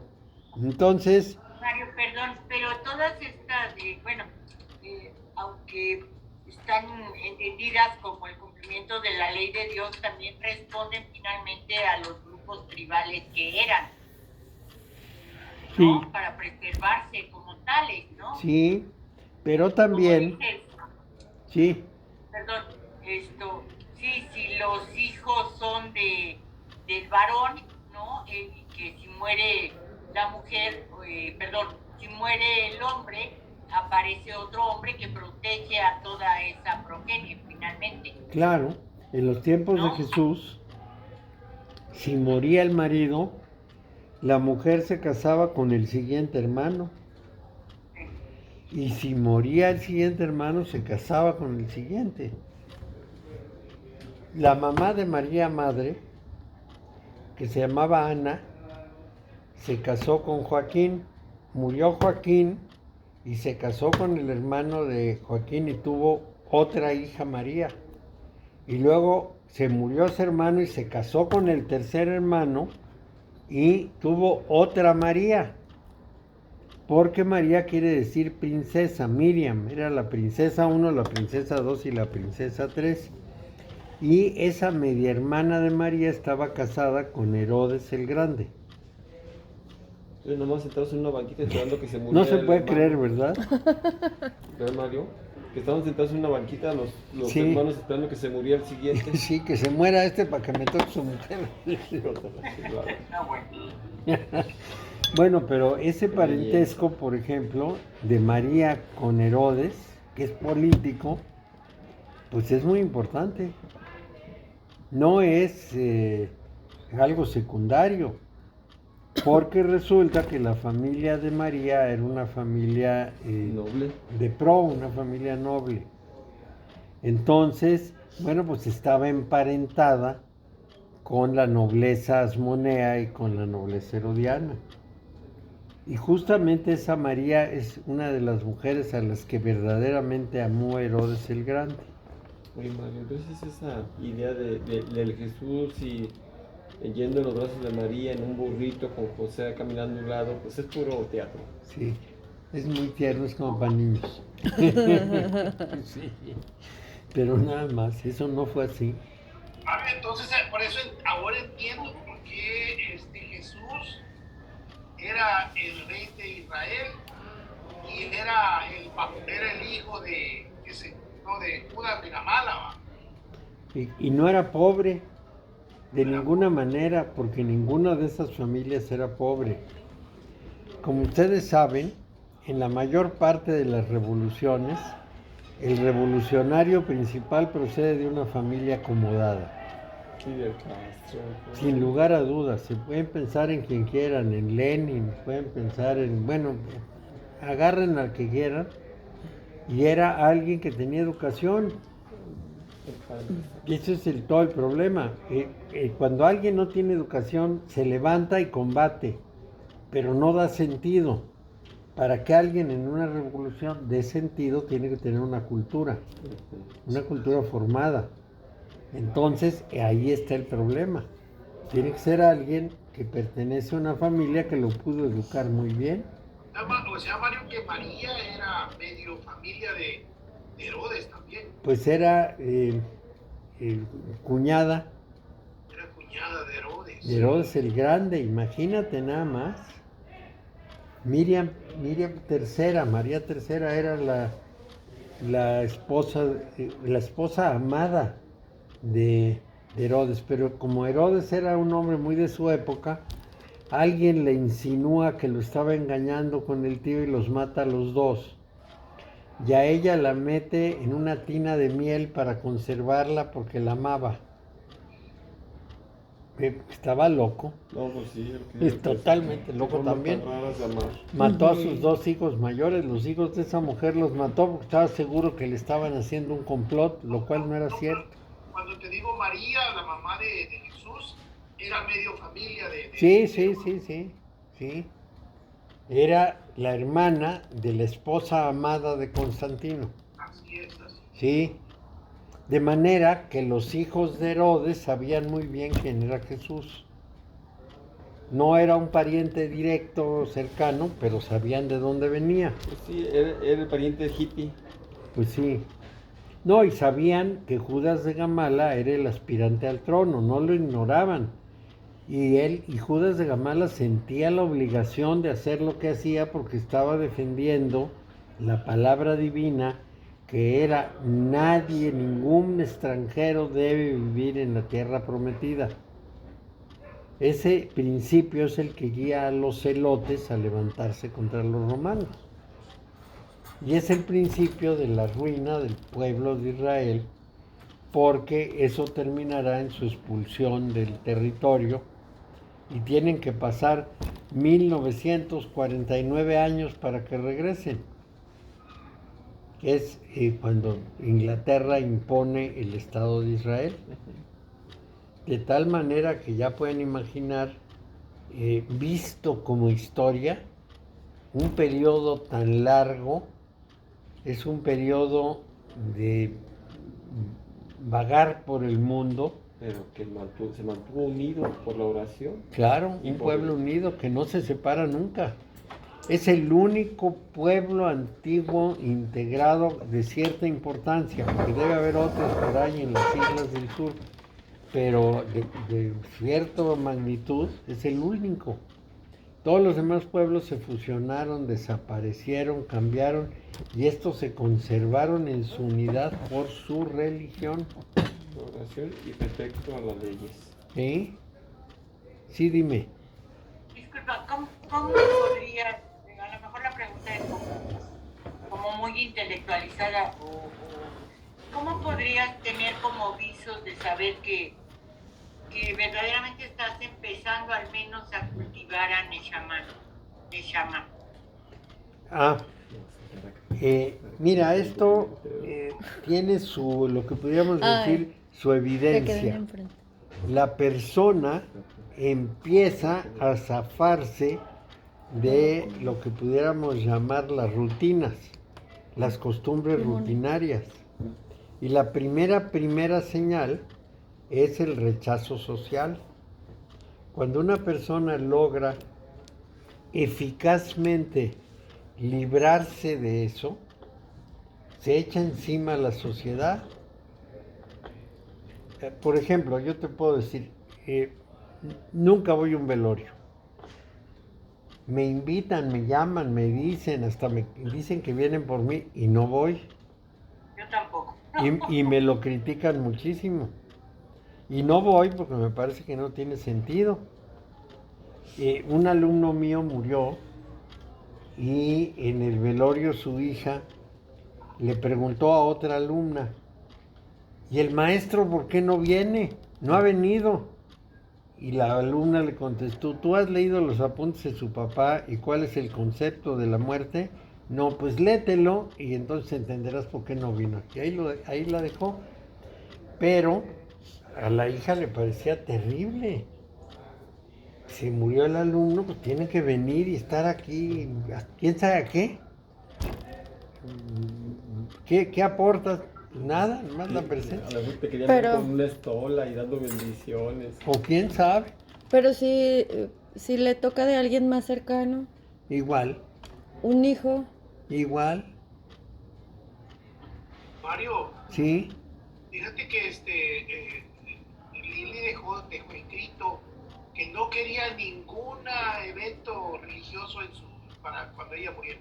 Muy bien hecho. No se hizo nada, no se hizo absolutamente nada. Nada. Haces la cosa práctica, ¿no? Tomas el cadáver, lo entierras o lo incineras, acabó. Y no haces ni ceremonia, ni recibes gente, ni pésames, ni nada.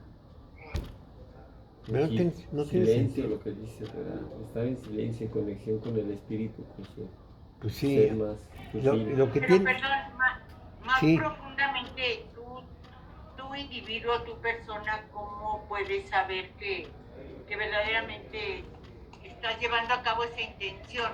Porque te das cuenta de que ya no caes en esa condición.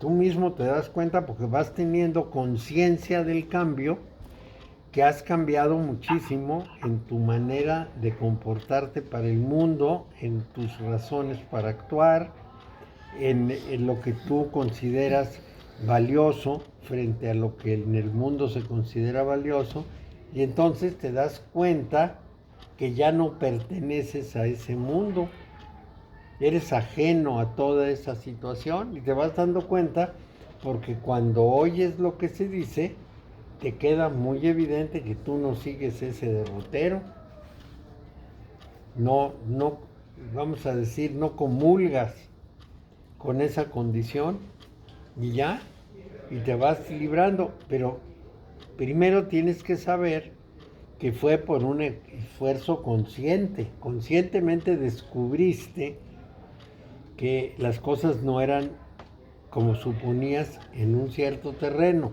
en una cierta acción, cambias, y luego en otra, y luego en otra, y luego en otra vas en el camino de la formación de conciencia.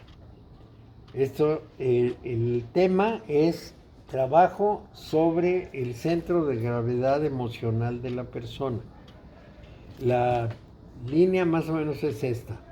Tenemos 3 centros, tenemos un centro corporal, un centro emocional y un centro intelectual, de lo que ya hemos hablado. En donde tiene que hacerse el cambio es en el centro emocional, que es el que nunca recibió educación, no se formó, simplemente creció salvaje. Entonces en el terreno emocional empieza a transformar tu manera de sentir las cosas. Entonces tu sensibilidad cambia totalmente, ya no responde a las condiciones que responde la mayoría de las personas. Y entonces también descubres que no puedes tener explicaciones intelectuales de ciertas cosas.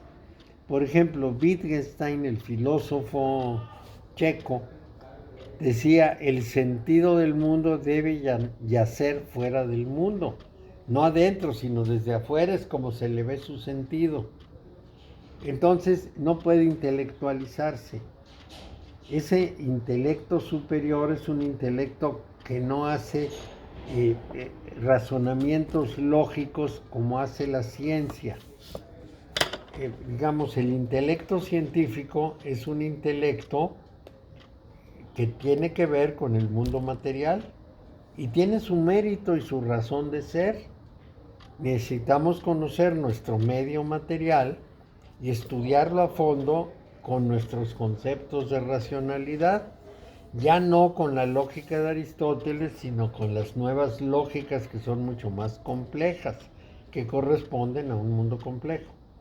Hasta ahí es el mundo material, pero para esa otra realidad necesitas un intelecto que no maneja esta manera de hacer las cosas y te es evidente, estás como desprendido de todo esto y te vas dando cuenta que lo vas abandonando, que no es tu mundo, que no coincides con la gente, que no quieres estar con ellos porque lo que están haciendo no te llama para nada la atención.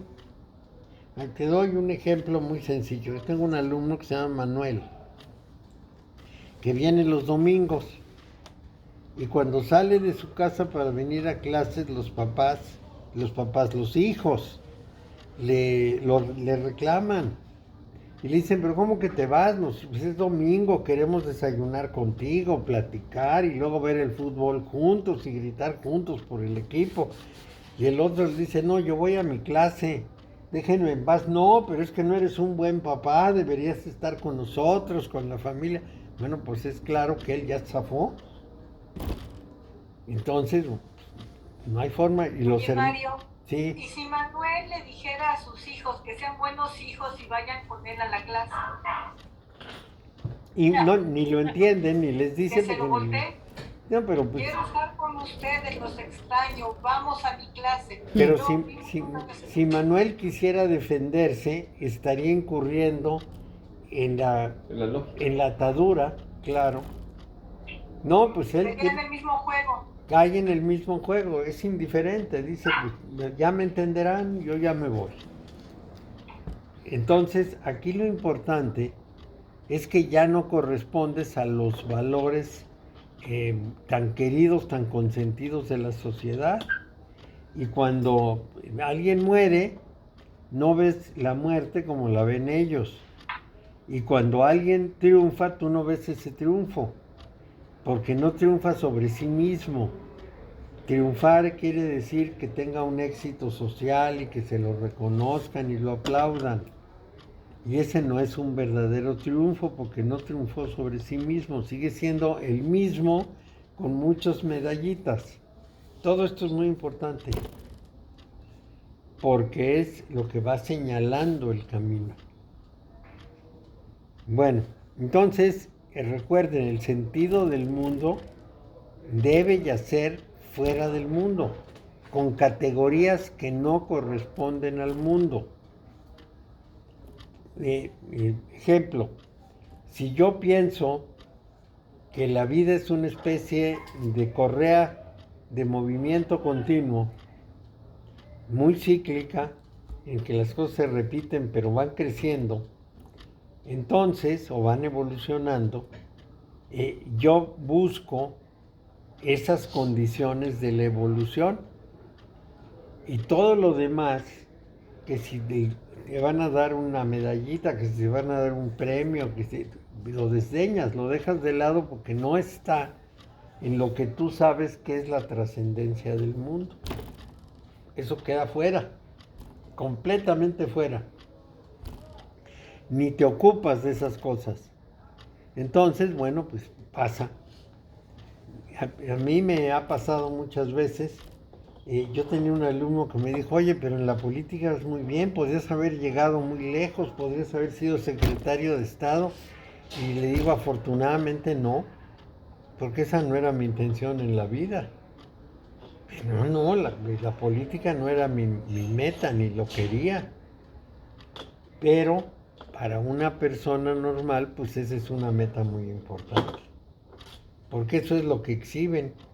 Fue secretario de quién sabe qué, fue el director general de no sé qué más, como si fuera el gran mérito. Entonces, bueno, pues ese es el mundo. O bien, bueno, formó una familia así, ya sabe, pues tampoco. Hemos de considerar que los grandes maestros de la humanidad eran casi desconocidos. El Buda tenía 6 discípulos. Jesús tenía 12, pero se quedó con 4, porque los otros lo abandonaron asustados de lo que decía. Y así podríamos seguir. Casi a cualquiera que agarren por el camino se van a dar cuenta que estaba más o menos solo. Mahoma no, porque Mahoma era un líder militar y político. Estaba muy acompañado. 2. Ay. Entonces por ahí va el tema. Bueno, entonces acordémonos, el sentido está fuera y no se alcanza con la racionalidad que se usa para la ciencia. Es otra racionalidad, es otra forma de razonar, sin quitarle mérito a la ciencia, que tiene muchas virtudes, nos ha hecho la vida más cómoda, más clara, etcétera. No le podemos negar su verdad, pero es una verdad ligada a los hechos de la vida. Bueno, entonces, aquellos que van más allá del mundo no pueden traer respuestas que signifiquen algo para los que están en el mundo. Es decir, si a aquellos que están más allá del mundo les preguntas sus motivos, lo que te dicen, pues no te suena a nada, porque no entienden absolutamente nada. Los que son ajenos dicen, ¿de qué está hablando este loco? ¿De qué realidades, de qué cosas, de qué posibilidades? Y para colmo, Manuel de pronto es muy inocente y va viendo los videos y pronto se los cree todos, y entonces empieza a hablar de que la apertura de los portales de la nueva era y quién sabe qué más, igual que Rodrigo. Y entonces, bueno, pues nomás le creen los que piensan como él.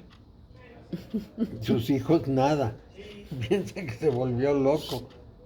Yo hablé con mi hija el domingo y le estaba diciendo de la importancia de la meditación y poder realmente desligarte de lo que es el plano terrenal en el sentido de lo material. Y realmente es un encuentro entre muy fuerte. Dice, papá, nada más hazlo con cuidado, no te vayas a ir. Pues sí, es Te voy a lógico. perder. Es lógico. Bueno, entonces aquellos que van más allá del mundo no pueden tener respuestas que signifiquen algo para los que están metidos en el mundo. Es muy simple. Y en función de esta advertencia, cualquier discusión sobre la gran obra está basada en ideas que son tradicionales, pero finalmente cuando sintetizamos eso, las cosas se ven muy raras. Por ejemplo, esto que les he estado hablando de la ley general, la ley de excepción, la ley de tres y todo esto, no es algo que escuche la mayor parte de la gente, ni que le confíe nada. Por muchos ejemplos que des, no les interesa. Entonces, vamos a decir que si queremos conocer realmente la tradición meramente judía, tenemos que referirnos a Gershom Scholem, que fue un gran tratadista de la visión hebrea, fundador de la escuela de Cábala en la Universidad Hebrea de Jerusalén. Y ahí nos enteramos muy a fondo de los asuntos judíos, pero el problema que los judíos nos transmiten y nos lo dicen con toda la razón es que su investigación la hacen a partir de las interpretaciones de la lengua hebrea. Entonces, si uno no está medio metido en la lengua hebrea, no entiende ni la mitad de lo que le están diciendo. ¿Por qué no entiende ni la mitad? Pues porque no sabes que se trata de eso. Por ejemplo, cuando les digo o les dije que Neshama tiene la misma raíz que lámpara y que la lámpara hay que ponerla encima de la mesa, pues cuando leemos eso en Jesús entendemos que más o menos lo que es brillante, cuando una gente tiene una idea, etcétera, pues debe transmitirla, vamos a decir. Pero él está hablando de Neshama cuando Ruach se somete a Neshama y se convierte en luz. Y como si no sabes de las almas del judaísmo, pues no te dice nada aquello de que la lámpara tiene que ponerse sobre la mesa. Nada. Te parece natural, lo interpretas como lo oyes y desde luego no tienes idea de que exista Neshama. Y bueno, pues no lo puedes interpretar. Hace muchos años que yo tenía algunos amigos judíos, me daba cuenta que cuando les preguntaba algo del judaísmo no me contestaban. Cero. Lo que fuera. Por ejemplo, el primo de mi amigo le decía, ay, mañana hay la fiesta.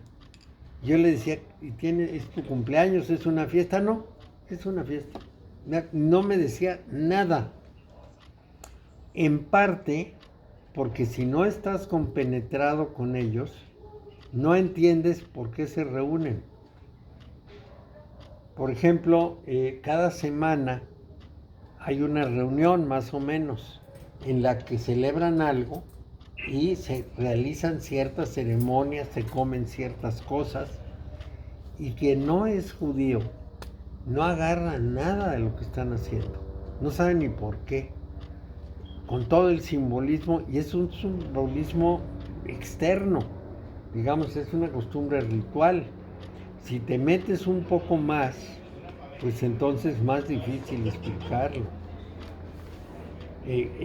Vamos a decir que cuando estás hablando del alma, el judío se queda callado. Porque si no, tendría que decirte, pues nosotros creemos en 5 almas. ¿Cómo que 5? Y se hace una polémica espantosa. Sí. Entonces, una gran cantidad de la especulación cabalística comienza con la historia de Adán y Eva en el jardín del Edén. Una historia que nunca debe tomarse literalmente y en general se ve como una alegoría para, digamos, explicarnos algo de lo que parece que es el origen del ser humano. Pero resulta que toda esta historia del jardín del Edén está ligada a la filosofía cabalística de una manera muy profunda. Es decir, el Dios, el Ser Supremo, se divide en dos para que haya manifestación. Y cuando se divide en dos, viene precisamente el problema de la caída. Y entonces te dicen, los cuatro mundos, cuando dejan de estar unidos en uno solo, cuando se divide para que uno vea al otro y haya manifestación, los cuatro mundos se deslizan y el más bajo, que es el de Asiyá, que es el de la manifestación, se mezcla con la basura de la creación, que son los Klipot, y entonces se hace una mala combinación. Yo ya me quiero imaginar a un judío explicándole esto a sus amigos occidentales alrededor de la creación, pues es imposible. Tiene uno que haberse metido más, y es el judaísmo visible, pues el invisible es un poquito más complicado. Entonces, el jardín del Edén es la creación como debería ser, como era antes de la caída. En ese tiempo, Adán y Eva eran conscientes, pero no conscientes de ellos mismos. No sabían que estaban desnudos. Bueno, ese nacimiento de la subjetividad es justamente lo que hace humano al humano. Mientras el humano vive en la total objetividad y no se da cuenta de su mundo interior, pues es un animal más. Este es el problema. Entonces Adán y Eva no se habían dado cuenta que estaban desnudos. Y de pronto se dan cuenta, porque comieron del árbol de la ciencia del bien y del mal. Ahí podemos tener muchas objeciones racionales. Por ejemplo, Dios estaba vestido. ¿Y por qué estaba vestido? Si ellos estaban desnudos, pues Dios estaba vestido, para que descubrieran que estaban desnudos. Pero ¿por qué Dios se vestía? Porque ¿cómo que un Dios necesita ponerse vestidos? Y todo eso es irracional si lo sometemos a una lógica rigurosa. Pero si lo vemos en su simbolismo, no estamos hablando que trajeran ropa o no trajeran ropa, sino que estaban en una condición de desamparo completo, sin nada de nada, porque en el paraíso todo estaba dado. Y cuando viene la caída o la salida del paraíso, todo tiene que crearse. Estaban vacíos de todo. Bueno, entonces se hacen conscientes de ellos mismos, se dan cuenta de lo que pasó y se esconden de Dios. Y Dios les hace unos trajes de piel para vestirlos. ¿Para qué los quiere vestir Dios? ¿Y para qué los hizo desnudos si los tiene que vestir? Y a los animales no los viste y andan desnudos. Entonces toda esa lógica, que sería pues nuestra lógica habitual, no cabe en estas cosas. Entonces les voy a dar vamos a decir, un planteamiento sobre el que uno tiene que reflexionar mucho tiempo. ¿Cuál es la razón de que los seres vivos tengan la compulsión de reproducirse? ¿De qué sirve? O sea, si Adán y Eva eran una pareja, se reproducen y tienen hijos, y no sirve de nada, porque los hijos a su vez tienen hijos y tienen que dedicarse a trabajar mucho para que los hijos crezcan, que van a tener hijos, que van a trabajar mucho para que crezcan los hijos. ¿De dónde sale la pulsión de toda la vida orgánica de reproducirse? ¿Cuál es el objetivo? ¿A dónde va? ¿Para qué se hace eso? Eso no tiene una respuesta racional. No, les podemos dar vueltas en la cabeza 800 veces. Sabemos el cómo, hay esto con aquello, se mezcla así, la química de los cuerpos hace tal cosa, sí, sí, eso sí lo sabemos. Pero ¿para qué? No tenemos ni idea. Y no lo vamos a descubrir razonando. Bueno, entonces en el jardín se dice que hay dos árboles, el árbol de la vida y el árbol del conocimiento del bien y del mal. Lo que no nos dicen, pero sí los dice el judaísmo, es que esos dos árboles eran uno. Y para que haya manifestación se dividen en dos. La humanidad se va del lado del árbol del conocimiento del bien y del mal, no del árbol de la vida. Entonces no solo va a morir, sino además va a quedar pegado a la forma, prácticamente esclavizado por la forma, por el rigor, por la sequedad, por las reglas, por la ley. Y eso va a ser lo que pudiéramos llamar peor castigo que ganarse el pan con el sudor de la frente. ¿Por qué? Porque ese árbol, esa línea del conocimiento del bien y del mal es la generadora de culpas, de búsquedas muy profundas de cómo liberarse de eso y cómo regresar al paraíso. Entonces, la respuesta de los judíos es: uno solo puede llegar al paraíso de regreso si conoce el sentido secreto. Y el sentido secreto se expresa con la fórmula el nombre de Dios. Y claro, pues nadie entiende de qué se trata menos que esté metido en esas historias. Así es que, ¿cuál fue el pecado de Adán? El pecado de separación. El de crear una separación entre el conocimiento y la vida. Así es que por ahí andamos. Bueno, lo dejamos aquí porque ya estamos en las 8. Pero seguiremos. Ya lo tengo aquí anotado que el 1 de septiembre, no, ¿cuánto es? 26 y 5 y 7, el 2 de septiembre. Seguimos. Sí. ¿Cuál es el pecado? La separación. Fue la separación. La separación, sí, Sí. el pecado de separación del conocimiento y la vida. Separa el conocimiento del bien y del mal de la vida, se inclina por el conocimiento del bien y del mal y se olvida de la vida. Se inclina Por el árbol del conocimiento del bien y del mal, y entonces ya no es dueño de la vida.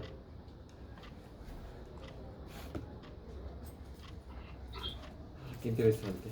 Sí, es muy interesante. Sí, me quedo con este tema tan trascendente que realmente el pecado es que se perdió la unidad Claro. y se conoció la dualidad. Ese es el pecado.